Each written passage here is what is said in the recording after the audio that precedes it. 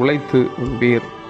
அமைதலோட வேலை செய்து தங்கள் சொந்த சாப்பாட்டை சாப்பிட வேண்டும் என்று நம்முடைய கர்த்தராகிய இயேசு கிறிஸ்துவினாலே அவர்களுக்கு கட்டளையிட்டு புத்தி சொல்லுகின்றோம். 2 தெசலோனிக்கேயர் 3:12. உழைப்பு மனித மாண்பின் இன்றியமையாத ஒரு பகுதி என்பது திருமறை கூறும் உண்மை. ஏதேன் தோட்டத்தை பண்படுத்தவும் பாதுகாக்கவும் ஆண்டவராகிய கடவுள் மனிதனை அங்கு கொண்டு வந்து குடியிருக்கச் செய்தார். மனிதர் பூமியில் உணவுக்காக வருந்தி உழைப்பவராக காணப்படுகின்றனர். சங்கீதம் 128:2 உமது உழைப்பின் பயனை நீர் உண்பீர் என நாம் படிக்கின்றோம்.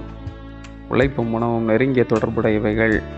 உழைக்காமல் உணவு வராது, உணவு இன்றி உழைக்கவும் முடியாது. உழைக்காதவன் உண்ணலாகாது என தூய பவுல் குறிப்பிடுகின்றார். இவர் தனது வாழ்வில் கூடார பணி செய்து கொண்டே நற்செய்தி பணியையும் செய்து வந்தார் என்பது குறிப்பிடத்தக்கது.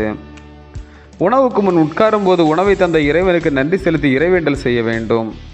உழைப்பை ஆசீர்வதிக்கிறவரும் விளைய செய்கிறவரும் இறைவனே. உணவு உற்பத்தி செய்ய கடினமாக உழைப்பவர்கள் ஏராளம். அவர்களுக்காகவும் நன்றியுடன் இறைவேண்டல் செய்ய வேண்டும். பிறரை சுரண்டி வாழ்வதை விட உழைத்து வாழ்வதே மேல். பிறரிடமிருந்து நமக்கு ஏதாவது கிடைக்காதா, பிறர் நமக்கு எதையாவது தரமாட்டார்களா என்று எதிர்பார்க்கிற மக்கள் இன்று உலகில் பெருகி வருகின்றனர். இது ஒருபோதும் ஏற்புடையது அல்ல. உழைப்பால் உயர்வு பெற்றவர்கள் அநேகர். முத்தமிழ் காவலர் கியாப்பே விஸ்வநாதம் ஒரு நிகழ்ச்சியில் பங்கேற்பதற்காக சென்னைக்கு வந்து இறங்கிய போது அவரை அழைக்க சென்ற மனிதர் அவரது கையில் இருந்து பெட்டியை கேட்டபோது பெட்டியை பிறரிடம் கொடுத்துவிட்டு நடக்கும் அளவுக்கு எனக்கு வயதாகிவிடவில்லை என்றாராம். அப்போது அவரது வயது 70.